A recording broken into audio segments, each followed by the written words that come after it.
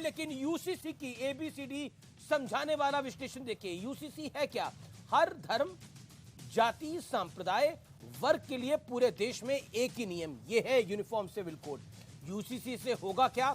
विवाह, डाइवोर्स यानी तलाक, विरासत, गोद लेने यानी अडॉप्शन लेने के नियम एक ही होंगे, चाहे वो हिंदू हो, चाहे वो सिख हो, चाहे वो ईसाई हो, चाहे वो मुसलमान हो, चाहे वो जैन हो, चाहे वो बौद्ध हो।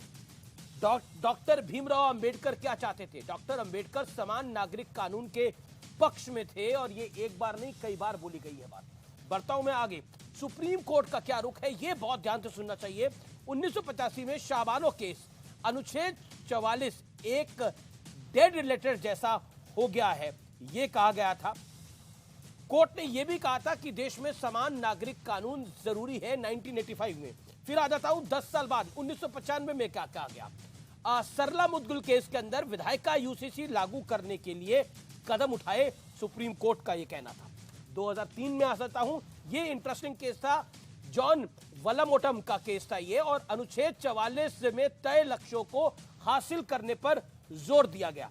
मैं बढ़ता हूं आगे। अब किन देशों में यूसीसी है, इसलिए इस्लामिक देश को देख लेते हैं।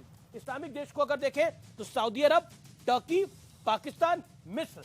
और अगर अन्य देशों पर हम देखें तो कहां का यूनिफॉर्म सिविल कोड है? अमेरिका, जापान, ये प्रोग्रेसिव कंट्रीज हैं। France, Japan, Ireland. तो आप देख सकते हैं इस्लामिक देशों में भी जो चीज है, क्या वो गलत है? इस्लामिक देशों के अंदर इंडोनेशिया भी है, मलेशिया भी है, बांग्लादेश भी है, और अन्य देशों में इजराइल और रूस भी है। यानी कुल मिलाकर अगर आप देखोगे तो अधिकतर विकसित देशों में यूसीसी है, इस्लामिक देशों में भी यूसीसी है। बड़ा सवाल क्या है? बड़ा सवाल आज का यह है कि अपराध पर कानून एक जैसा तो नागरिक कानून समान क्यों नहीं होने चाहिए? और अगर कुल मिलाकर हम देखें तो जीरो इन भी इसी बात पे होती है।